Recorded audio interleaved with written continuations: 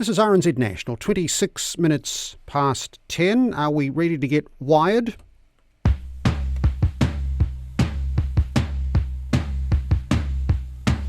I'm totally wired. I'm totally wired. I'm totally wired. Can you say? Totally wired.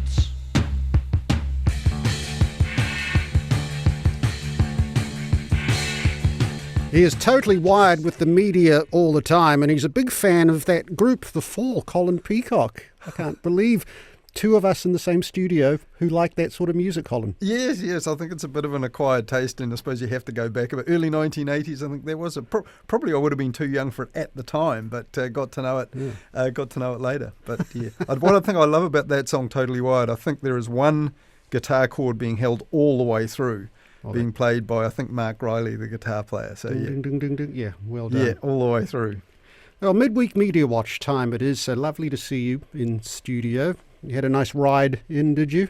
Yeah, it was earlier in the day, though, about midday. It was definitely bracing in Wellington. I arrived sort of brittle ears. I banged into the locker on the way past and realised my ear was completely numb. But I don't suppose it's going to be any warmer on the way back after 11 p.m. Good luck. I can't fit a bike in my car, sorry. Oh dear.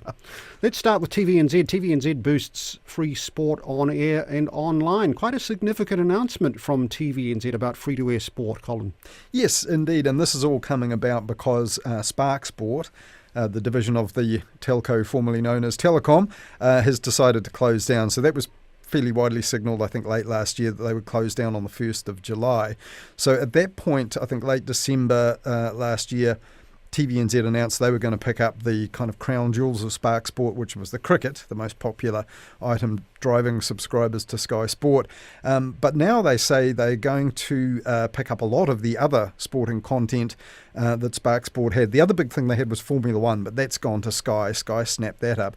But what TVNZ is doing is interesting. They say they'll create a new sports hub inside TVNZ Plus. That's formerly TVNZ On Demand, the online streaming service they've got, to complement putting some of the cricket coverage on actual live TV because they think it's popular enough to justify that.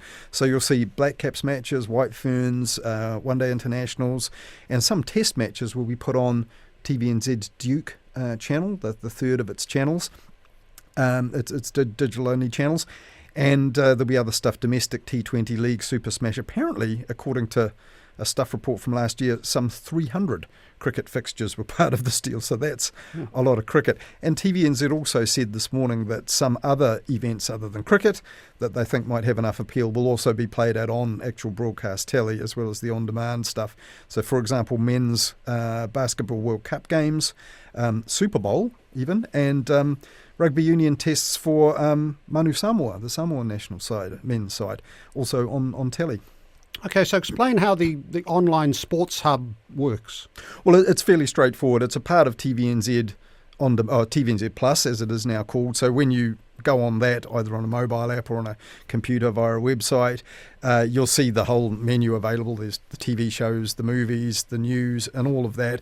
They sometimes mess around with their headings and change things around to try and sort of promote different parts of content, but you'll see a link called Sport, which they say will, you click through it, they'll take you to an actual streaming platform. So there will be live coverage, if there's anything live on, they have the rights to, but also replays to watch from the start if you want, of and highlights, also extra content. So that will all be there. You do, of course, have to have an account with TVNZ Plus to use the service. It's been like that for the last few years. And that, of course, is so that they can target you with adverts, because if you're not paying for the product, you are the product these days. So they do say, though, advertising will be placed mindfully to ensure minimal disruption to the live action. So possibly not slap bang in the middle of a test match or a cricket over, but probably between the overs would be my best guess. This comes pretty soon. Spark Sport switches off in July, so will all its other stuff move to TVNZ on this new hub as well? Yeah, that's all going to be there. So the full list, if you're ready for it. First of all, on the cricket, just to clarify, it'll be New Zealand-based cricket, the home internationals, Super Smash, domestic one-day finals as well. It also says here England and Wales cricket beginning with the second Ashes test, which is a surprise. I would have thought that would be Sky Television territory. But anyhow, also on the list, NFL, now that's American football, I think. MotoGP, which is motorcycle racing, I think. The World Rally Championship, rally cars, WTA tennis. Now it says the US Open Championship, that could be tennis or golf, couldn't it? That's a good point. I'm not 100% sure. Although it's listed below the WTA tennis. Let's say it's the tennis. Anyway, they'll also have Super Suncorp Netball from Australia and Australian Diamonds Netball. I think that's their national side. International Basketball Federation, FIBA matches in football. They'll have Women's Super League, which I think is the European competition, FA Cup from the UK and the Arnold Clark Cup, Diamond League Athletics, Ladies European Tour Golf, United Rugby Championship, and the aforementioned Manu Samoa, Lakapi Samoa rugby matches. So that's the full list. If symptoms persist, see your health professional. Thank you. It's quite a turnaround, though, from the past where TVNZ more or less gave up on live sport and left it open to Sky Sport. Yeah, that's right. And one thing that was a bit of an anomaly was Wimbledon. TVNZ for quite a few years seemed to have the rights alone to Wimbledon. All the other Grand Slam tennis, I think, on Sky TV. So a bit of a surprise. It didn't really work for them, though, because they had to keep, if they had an interesting match playing during the afternoon that went into the evening in UK time, it would crash the TVNZ breakfast show on TV1. Now, of course, they have that Duke channel, but there was a time when TV first went digital and they launched Freeview and extra channels, and the promise was, now the broadcasters like MediaWorks and TVNZ are not restricted by, having to just TV1, TV2 and the scarcity of spectrum, and all sorts of new exciting channels will flourish. Well, it didn't really happen, although one TVNZ effort was creating a sport extra channel.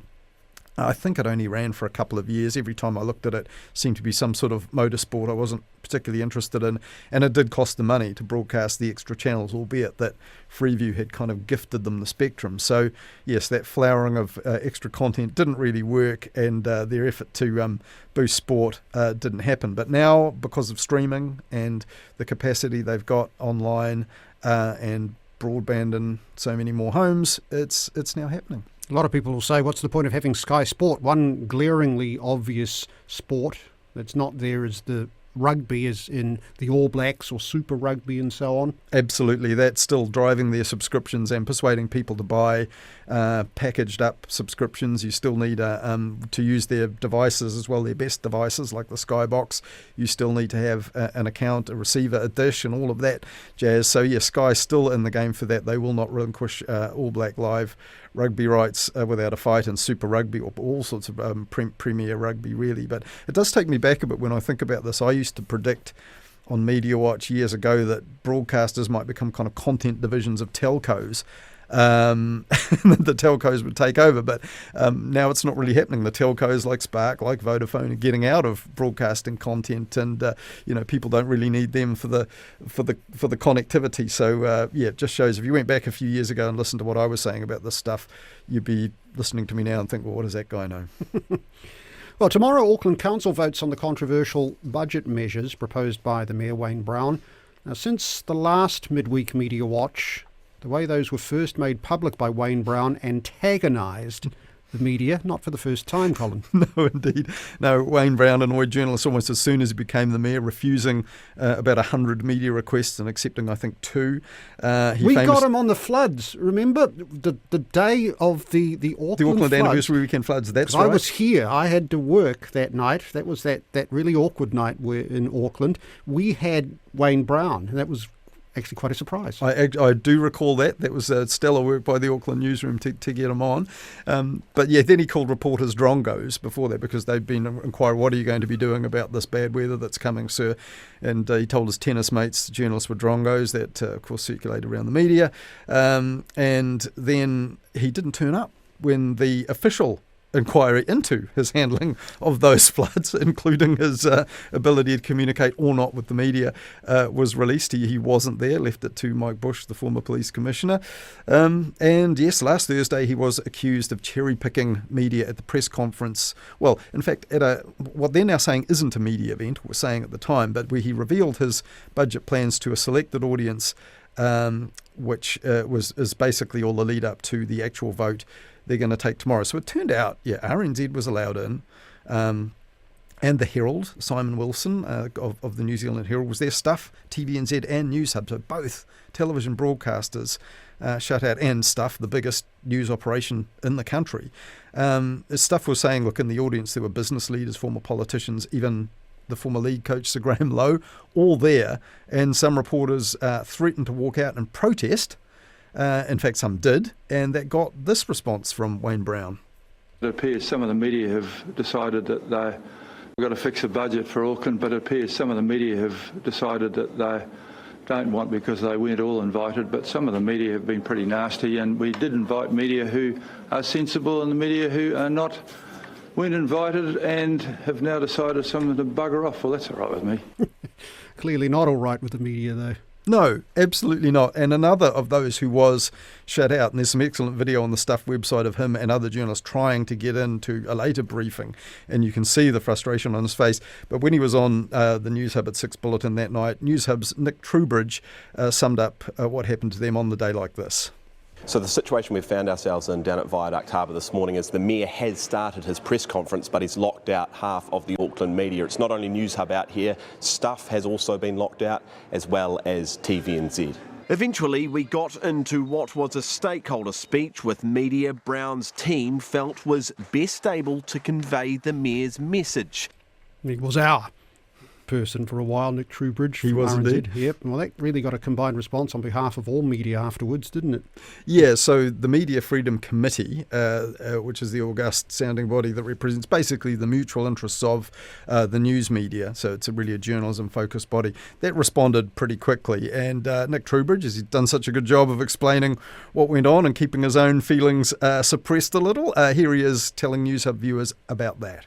We've heard from the chair of the Media Freedom Committee, that's RNZ's Richard Sutherland, this afternoon. He wrote a letter to Mayor Brown describing the day's events as troubling and pointing out something most of us know, which is that the media play a crucial role in keeping the public informed. The Mayor's office has returned serve this afternoon, basically saying that the actual reason we couldn't get in was because of a capacity issue at AT. Of course, that differs completely from what media were told earlier today about the fact that they wanted someone who would convey the Mayor's message. They also said it wasn't a media event, also puzzling given some media were invited. Now, that claim that it wasn't actually a media event, surely that doesn't hold water, does it? Well, there were some people there who were not media, so there were some community stakeholders, Graham Lowe, as we mentioned. But look, by any measure, this was an announcement that was going to be public knowledge, as the Mayor's staff indeed told the locked out journalists, and clearly there was public interest in this. So some media who actually found out about this in advance asked for more information, didn't get any, let alone an invitation. And it all reminded me a little bit, actually. There was an announcement back in 2012 by the Christchurch Earthquake Recovery Minister, Jerry Brownlee, and this was invitations sent out from CERA, the Christchurch Earthquake Recovery Authority, to journalists and inviting them to a kind of reception. So some felt they didn't really need the wine and cheese and didn't go that night, and it turned out to be a pretty big reveal of recovery plans with an animated presentation and so on, all timed for the 6 p.m. news. And some reporters then were kind of ropeable that something so newsworthy had been disguised as not a media event or not a media conference. And so I think reporters are required to leave people in no doubt when they approach people or ask them for an interview, why they're doing it, what's expected of them, and then the details like whether it's on, off the record and taking notes, all of that. And I think, really when there's an event like this, they do deserve the same sort of clarity about what sort of event it is from a public organisation like Auckland Council. So if Wayne Brown wanted to accommodate outlets able to, so he says, best convey the Mayor's message, as we heard News Hub's Nick Trubridge said there, what is he saying about those media, Colin? Yes. Well, it's not good, is it? I mean, it's not really clear what Wayne Brown or his media team actually think are the media outlets that would be good for them and why not. For example, Simon Wilson, the New Zealand Herald columnist, was there from the start. Now, he'd been Mayor Brown's number one irritant. If you recall, during the election campaign for the mayoralty, Wayne Brown turned up at a News Hub Nation debate, all mic'd up with cameras running, but before the interview actually took place, saying that he didn't like Simon Wilson, and when he got elected as mayor, he was going to stick pictures of Simon Wilson's face on the council buildings urinals. Now this was actually discussed by or referenced by the Working Group podcast that was yesterday. I think it came out. Simon Wilson appeared on it, and the host Martin Bradbury announced him as, for Wayne Brown, Simon Wilson as toxic as a urinal cake in Chernobyl or something like that. And Simon Wilson had a chuckle at that and said, yeah, I was invited. I don't know why. I simply don't know what it was I did right in Wayne Brown's eyes. So it is very odd. So one who was excluded was the Spin-Off's editor-at-large, Toby Manhire. He said, look, we're not the biggest drongos in the media jungle. We get it if we weren't invited. But to exclude Stuff, TVNZ and News Hub, that's a lot of readers, a lot of viewers, a lot of Aucklanders, of course. He described it as petulant to the point of juvenile, to bar about half the media outlets from attending. And, obviously handpicking ones they consider best able to convey the Mayor's message and, leaving out the biggest news organisation of all, Stuff. That's clearly not on. Yeah, well, Wayne Brown clearly doesn't mind irritating media. So what consequences are there, for example, beyond media disapproval? Well, possibly not much the media can do about it. But, as we know, the Mayor needs councillors to back that plan. And it can't really help to cut out the media. So I'm thinking hundreds of thousands of Aucklanders and indeed other New Zealanders last Thursday would have heard about that media spat in 6 p.m. news bulletins. And they would have been presented that news by, reporters from those two organisations, TVNZ, News Hub, that were both shut out. And of course, they're hearing about that and not about the policy or the plans that Mayor Brown says he wants media who he thinks are good to spread that message. So it's not really controlling this message that media are being told he wants to spread through media he considers worthy of it. It's actually kind of obscuring it. And Simon Wilson, when he wrote his weekly column for the Herald yesterday, Tuesday, said, well, Brown is playing a high-stakes game, hoping to, he even called some councillors financially illiterate.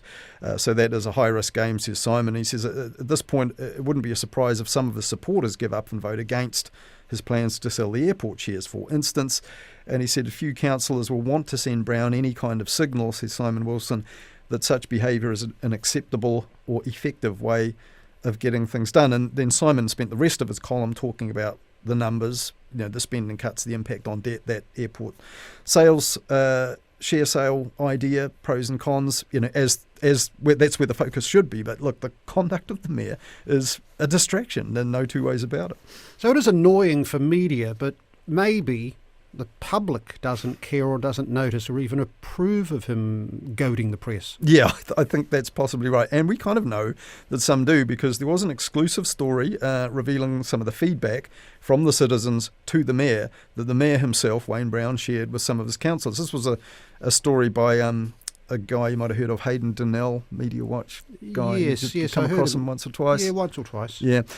So he had a story saying that Wayne Brown sent councillors an email, which was a kind of compendium of feedback that he'd received that he wanted council to read. One of them said, "Can I ask which of the dipshit councillors are against the sale of the airport? Shame you can't kick their ass, Wayne, because that's where their brains are. Keep up the good work, Mayor Brown." That's Jim. A guy called John from Wellington said, "Keep up your good work and keep attacking the left-wing media. They are drongos." So support from Wellington, not really Wayne's support base there. But one guy called Gordon wrote in and said, "Look, I'm actually concerned about this excluding of the media from the press conference. If you can't handle the heat, maybe it's time for you to reconsider whether you're the right person to lead our great city," he told Wayne Brown. So that message too was in the digest of email feedback Wayne Brown received that he passed on to other councillors. So the next instalment in this saga is tomorrow, when the councillors actually do vote, and maybe we'll find out if the Mayor's conduct had helped him out in the outcome he wants. Well, the same day, Stuff had to deal with a snub from Wayne Brown. It announced a big executive shake-up. Yep, same day. So what the company calls the next generation of Stuff leadership has been announced. So just going back a bit, it was in early 2020, start of the COVID lockdowns, Sinead Boucher bought the entire company, New Zealand's biggest news organisation, for $1 from its Australian owners, the Nine Group in Australia, who really didn't want it. They wanted to get rid of it. So she became, at one stroke, for $1, the chief editor and the chief executive of the company, which is a pretty big role. So now they're saying she's going to be the executive chair and publisher of the company, so a kind of upstairs move, or sideways upstairs move. She'll focus on the strategic future of the business, its products and journalism, says the official statement. So others are getting some of these other responsibilities. Laura Maxwell is the chief executive of the Stuff Group. She's formerly kind of did the digital transition for the rival publisher, NZME, the owner of the Herald and other newspapers. She came across from them.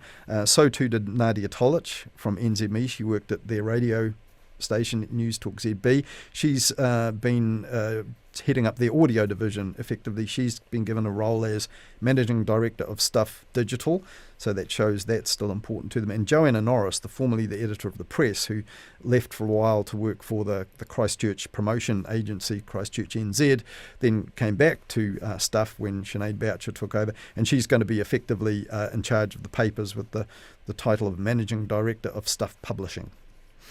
Interesting. So what does it really mean for the company and for the readers of Stuff papers and for the website or websites? Yeah, well, I doubt readers will really notice any difference immediately, but it sort of signals a few things. I mean, the one thing is, as I mentioned, Sinead Boucher, having taken the company over and bought it out in that form, yeah, she had a lot of responsibility, a lot of power. Now, initially, the staff were really happy because, they felt that it had been rescued by, one of their own from offshore owners, and that they could play a role in this. But there has been some discontent at Stuff about, say, a regional reorganisation of newsrooms, some staff cutbacks.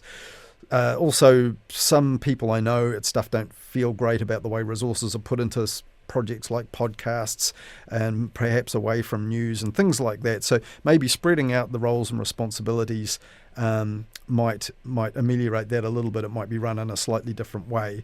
But also interesting, I think, Joanna Norris running those newspapers, she's highly experienced, and that shows, I think, a good degree of commitment to those, and also the fact, as we mentioned, Nadia Tolich coming from the rival company.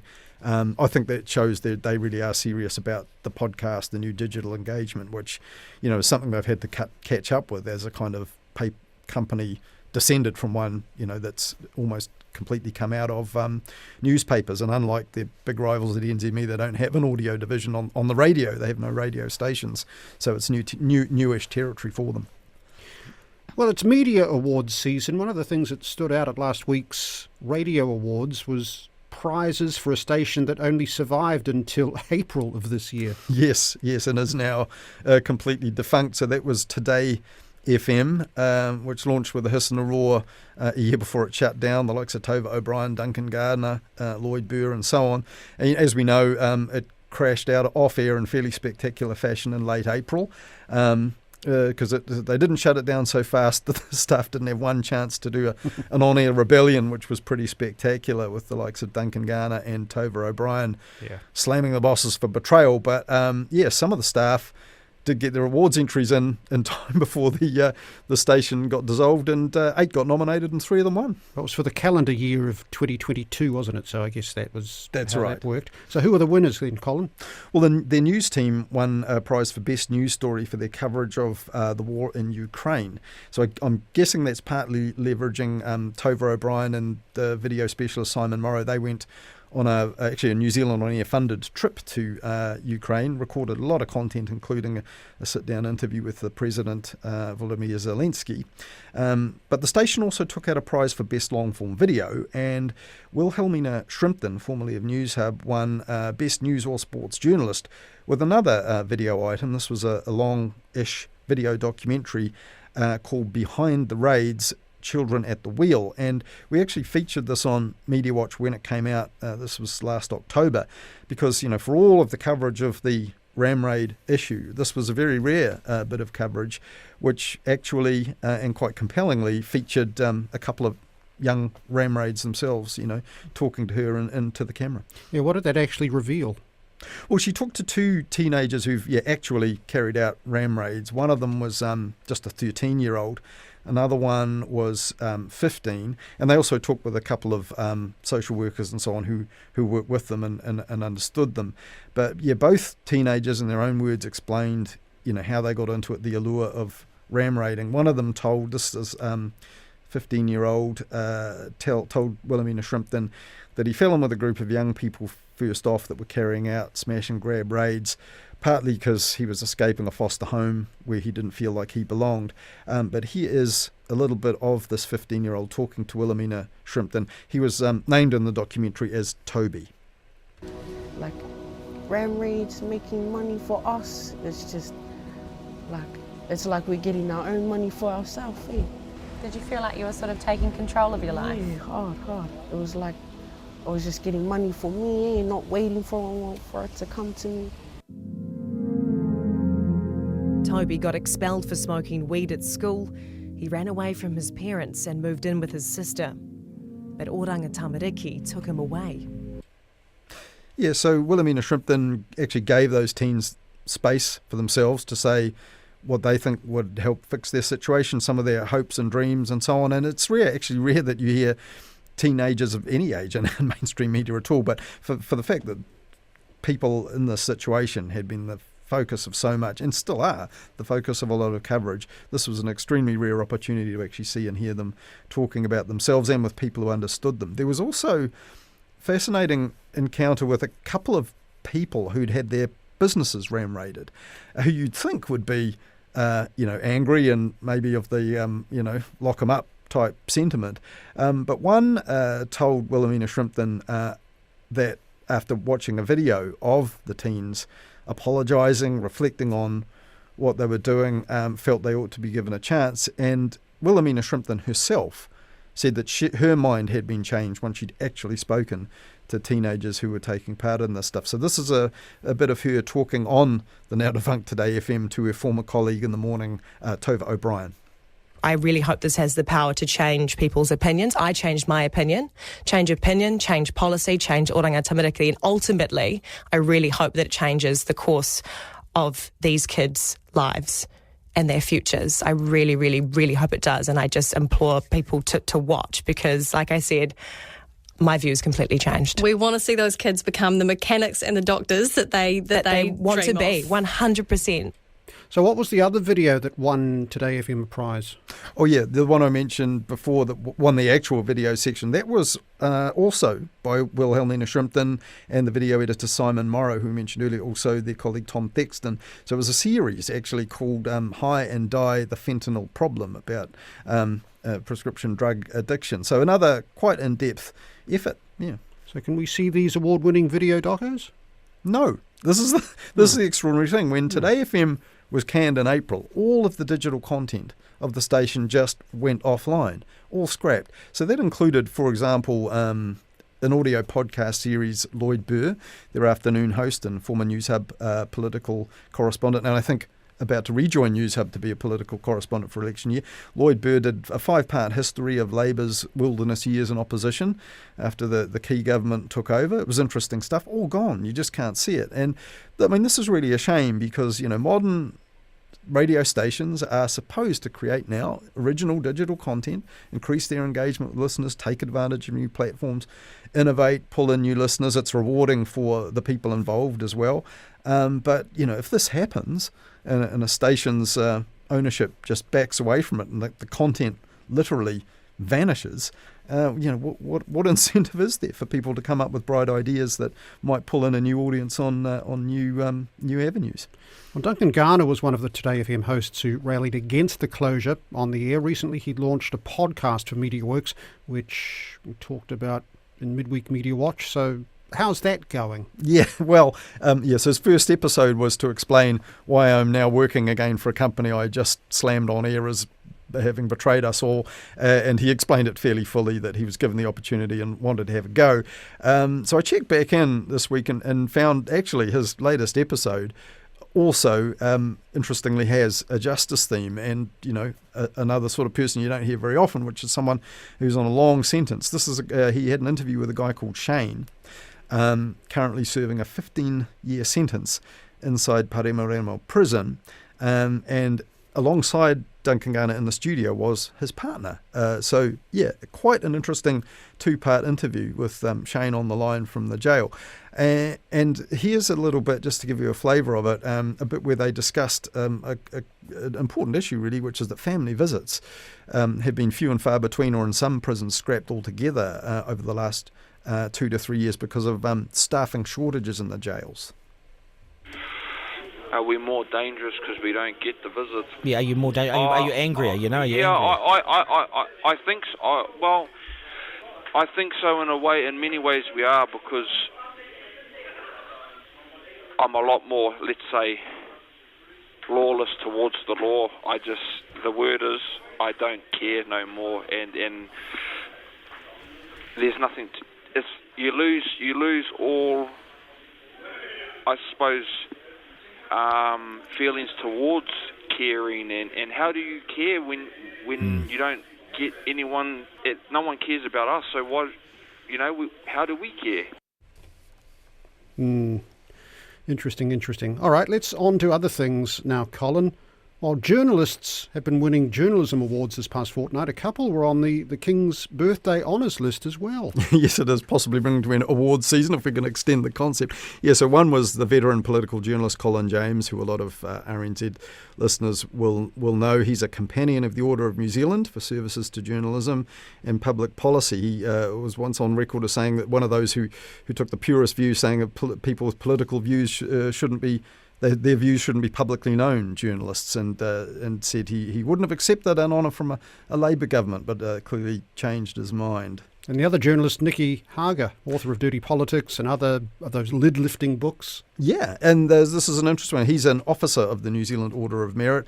And look, he did say, I want to assure people, he put out his own statement, this is not a slowing down, it's not an end of career lifetime achievement thing. I have very many important projects to come, which might be interesting words to prominent people with skeletons out there, we'll see. He's been quite a thorn in the side of left and right-leaning governments over the years, hasn't he? Yes, as people have pointed out, he is regarded, I think, by political pundits and partisans on the right as a lefty and someone who was, opposed to right-wing political figures or governments. But he has indeed annoyed governments of both stripes, both of the issue of, say, military stuff, Afghanistan, and wars which were carried out in overseas deployments by Labour and national governments. It was Corngate more than 20 years ago now that really undermined Helen Clark a bit. But John Key, after Dirty Politics came out, I think this is the one probably his book best known and associated with his name by people that don't follow it that closely. John Key famously called him a screaming left-wing conspiracy theorist, which I think hasn't really stood the test of time, because most of what he's published has stood up to scrutiny, even illegal kind of scrutiny and interventions from the police and the SIS and things like that. And, when he's interviewed, he's very calm, he's very measured.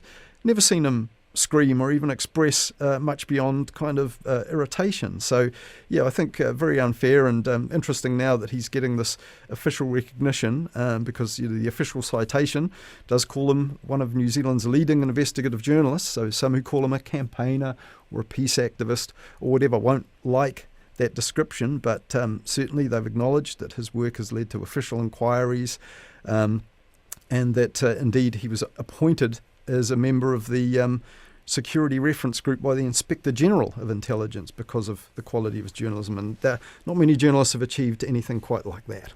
Colin, we'll leave it there. Very interesting Midweek Media Watch as always, and a big fan of The Fall. So we've got about 10 seconds of The Fall to take us out. Thank you, Colin. Excellent. I didn't know my requests would be granted on the air.